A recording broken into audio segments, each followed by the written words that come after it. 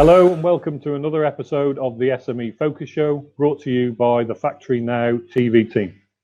I'm your host, Chris Greenough, and in this series we will focus on SMEs within the British manufacturing sector. Every week we will meet manufacturers to discuss and analyse the opportunities and challenges for industry in these unprecedented times.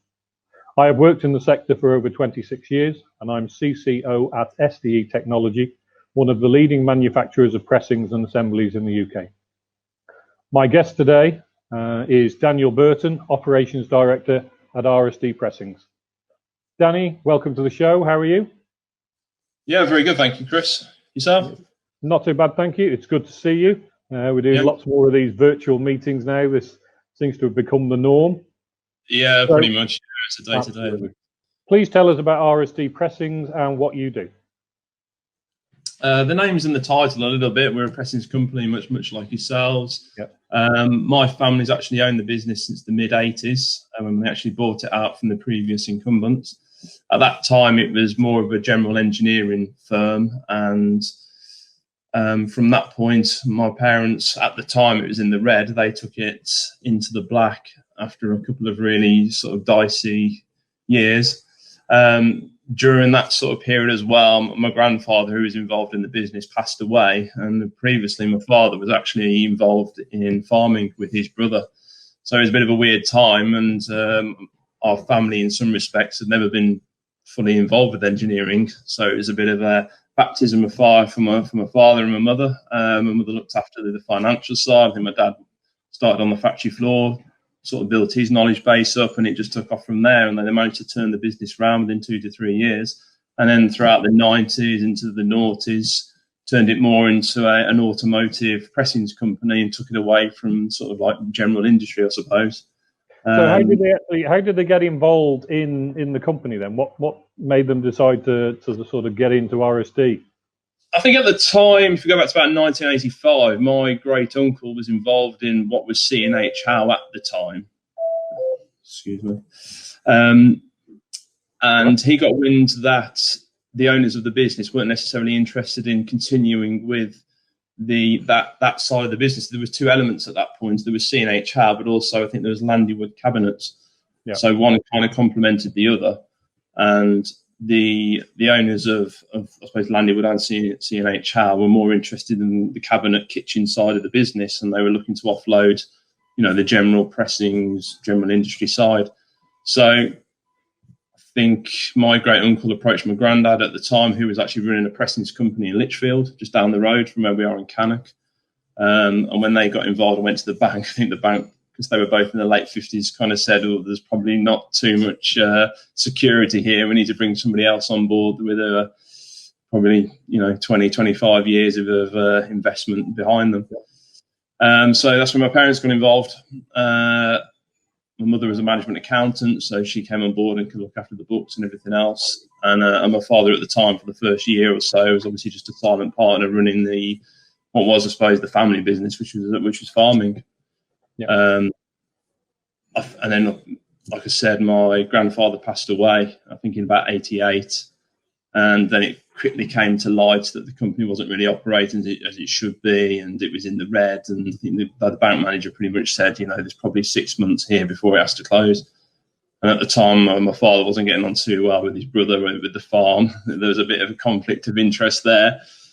So it just kind of happened that he said, I'll give this a go for 6 months and see how it goes. And, fast forward, I think he's done 32 years in the business and grown it, grown it handsomely over that time, really. So that's how it came about, really. Done quite well for a 6-month stint, and he's still there all these years later. So, I know. Yeah. Obviously, the impact of COVID from early this year has been far-reaching for many industries, and certainly for the automotive industry. How have you managed to keep your team safe throughout the period? Because I guess you've been working all the way through. And how have you managed to keep the business going through that period?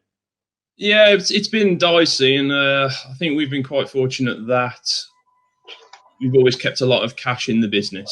We haven't been sort of negligent owners, I suppose, and take a lot out and, really sort of cut it down to the fine margins.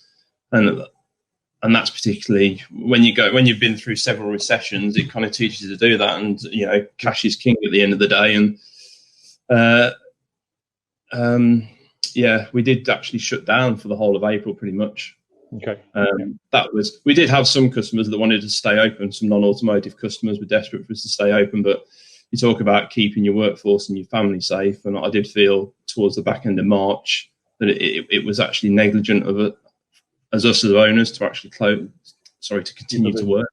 Yeah. So we took the decision to actually shut down, which disappointed two of our customers. But to be honest, a couple of days later, I think a lot of suppliers followed suit. Yeah, absolutely. We were shut down for the best part of 4 weeks, but then felt that it was safe to come back at the back end of April. And to be honest, sales April, May, June, July weren't particularly great. We did make losses, but we managed the cash flow of the business. Yep. We rotated people in and out. I mean, you've got to sort of give some kudos to the government. The furlough scheme has worked. If you were to take our business as a model, we did everything right. We kept people employed. We rotated them. So it was 3 weeks on, 3 weeks off for a lot of people. That was so everyone was doing their fair stint, but also staying safe. We were able to keep everyone distanced within the factory, within the offices. And then you get to August, September, October, and as you're aware, things have taken off again. Coming up again, back up.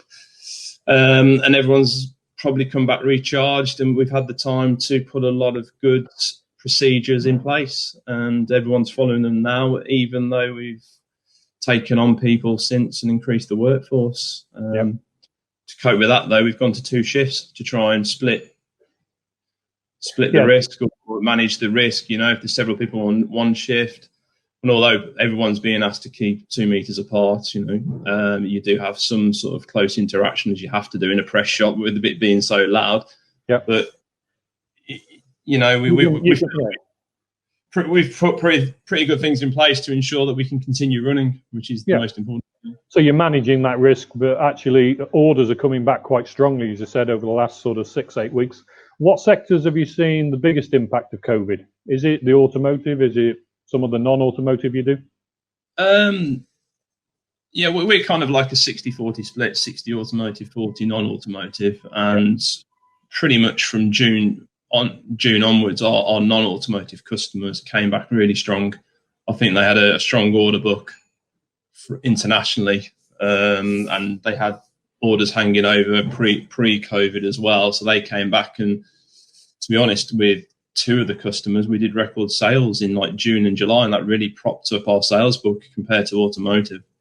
Which is fantastic news. And how is the supply chain coping with that? Because the material supply issues, I think if you sort of project forward, I do think January is going to be a bit of a breaking point, and I think 1 or 2 customers aren't actually reacting to that correctly. This is my belief anyway. If you look at the line, I think there's been a lot of people have struggled with how quickly things have started up.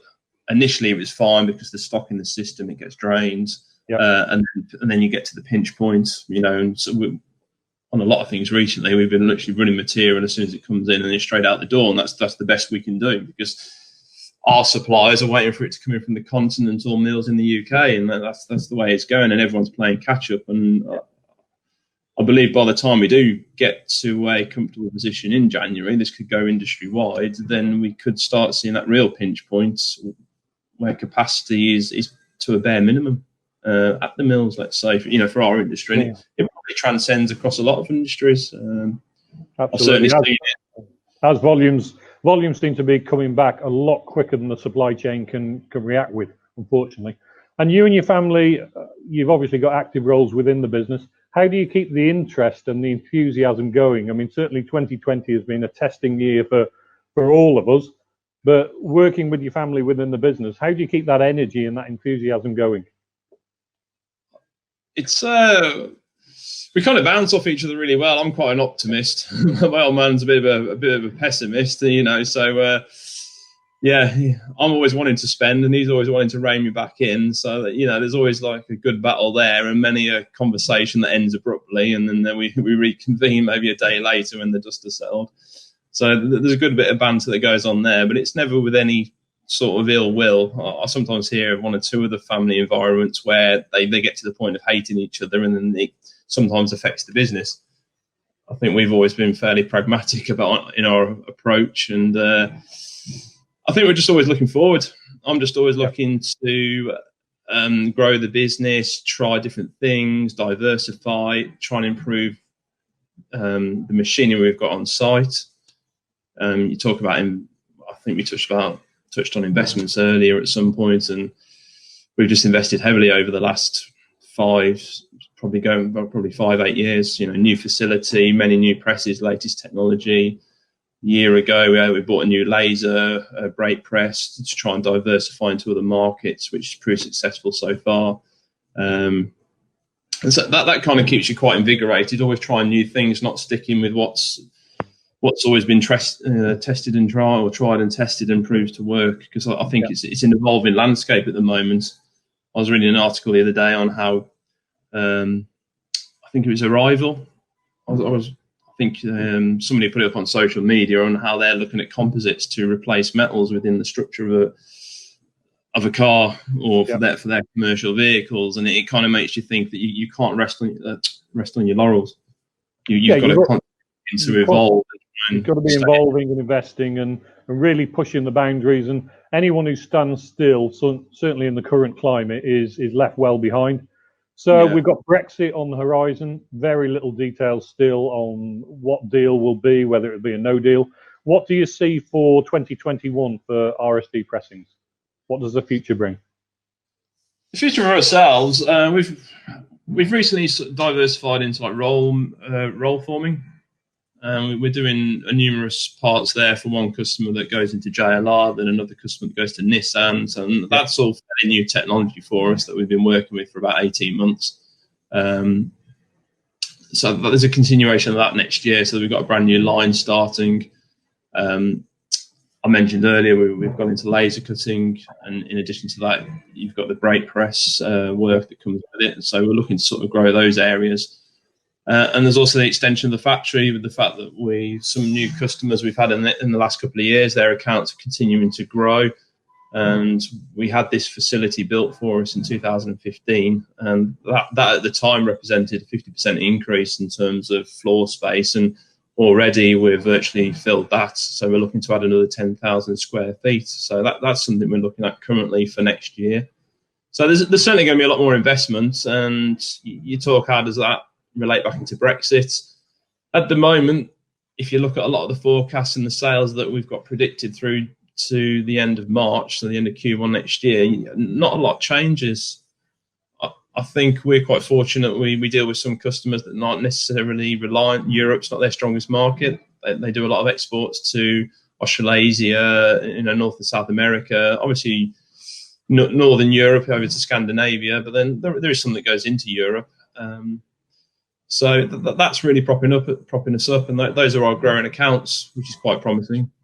It's quite pleasing to see the fact that we've done like trade deals recently with Japan, and I think there's one that's gone through Canada. I think we've got an extension whilst we sort of deal out. So that's quite promising that we're talking to some reasonably big economic countries on that front. And it's just how quickly can we follow suit with others? I think there'll be a deal done personally at some point, whether it's at the very last second with Europe, because I think there is a reliance on us as what we are on them. You look at Germany and how the market that we represent to them. I can't see Angela Merkel sort of letting any things just transcend into something that's not going to be advantageous for both of us. No, I think there'll be something there.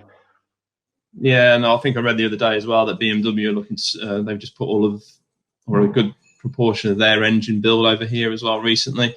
And I've seen a lot of investments from other companies that have come into the UK recently. You do sort of think, are there things going on behind the scenes? Because a lot of these big blue chip companies would not be looking to invest in the UK unless they had some reassurances behind it.